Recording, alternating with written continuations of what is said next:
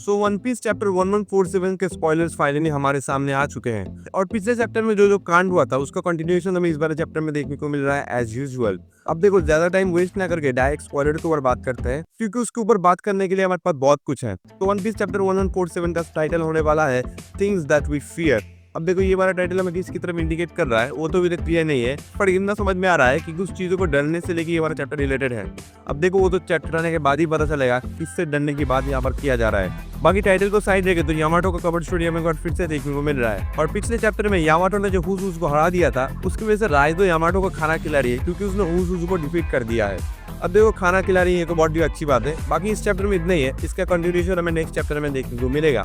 अब देखो हम डायरेक्ट स्पॉइलर के बात करते हैं और अगर एक छोटा सा हिंट देना हो तो आपको अगले चैप्टर में गवान का फुल फ्लेजेड फाइट सीन देखने को मिल सकता है। अब देखो उसको और बात नहीं करते, डायरेक्ट स्पॉइलर को और बात करते हैं। तो स्पॉइलर में सबसे पहले हमें जो देखने को मिलता है तो सबसे पहले चैप्टर स्टार्ट होता है एक फ्लैशबैक सीन से जहाँ पर सॉल रॉबिन को बता रही है ये सारे अटैक होने से पहले कि जितने भी गॉड नाइट के मेंबर है वो सारे के सारे इमॉर्टल है और इन सब लोगों को हराना बहुत ही ज्यादा मुश्किल है। तो सॉल पहले रॉबिन को आगाह कर देती है तुम्हें यहाँ पर छुपके से काम करना पड़ेगा और साइलेंटली बच्चों को बचाना पड़ेगा। यहाँ पर काम फोर्स से नहीं हो, यहाँ पर तुम्हें अपने दिमाग से बच्चों को बचाना पड़ेगा। अब देखो यहाँ से सीन शिफ्ट होकर जाता है गुनको की तरफ। गुनको फाइनली लूफी को ट्रैक कर देती है और उसके बाद वो मिलती है ब्रूक से। अब देखो क्योंकि ब्रूक का बहुत बड़ा फैन है तो ब्रूक को देख के ही समझ जाती है कौन है और उसके बाद वो ब्रूक को ऑफर करता है अपना म्यूजिक स्लेव बनने के लिए क्योंकि और ब्रूक हमारा एज यूजुअल से मना कर देता है। ब्रूक ने लूफी के साथ अपना अलायंस बनाया तो वो किसी और के साथ नहीं जा सकता, इस यही बोल के वो गुनको को रिजेक्ट कर देती है। अब देखो ब्रूक और सांजी किसी लड़की को रिजेक्ट कर रहे हैं, ये तो मुझे सुन के ही कैसा लग रहा है। बाकी देखते हैं चैप्टर आने के बाद बाकी उसके ऊपर खुल के बात करेंगे। और यहाँ पर एक छोटा सा हिंट भी दिया गया है कि जिम पे कोई ना कोई रास्ता ढूंढ रहा है गुनको को हराने का। अब देखो स्पॉइलर तो छोटा है, बाकी चैप्टर में कितना पार्ट प्ले करता है वो तो चैप्टर आने के बाद ही पता चलेगा। अब देखो यहाँ से सीन शिफ्ट होकर जाता है सॉमर्स की तरह।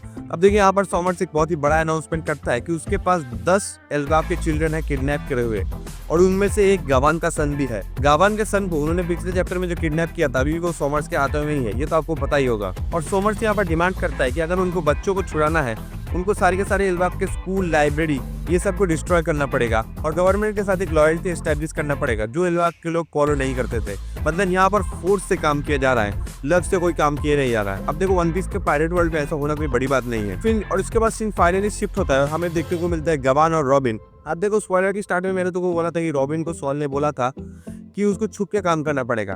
तो यहाँ पर अभी यही सीन देखने को मिलता है कि गावान और रॉबिन दोनों मिलकर प्लान कर रहे हैं अटैक करने का। मतलब वो भी प्लान कर रहे हैं छुप के कैसे उनके ऊपर अटैक किया जा सकता है।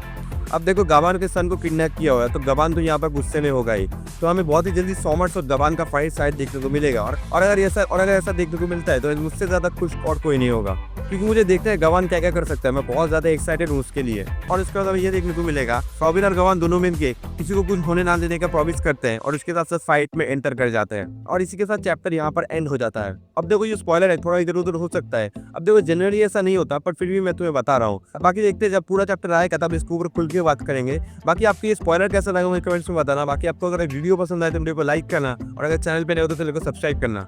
बाकी मैं बहुत जल्दी स्प्रिंग 2025 के जितने भी एनिमे हैं उनके ऊपर एक वीडियो बनाने वाला हूँ, तो अगर वो वीडियो देखना है तो इस चैनल को जरूर सब्सक्राइब कर लेना।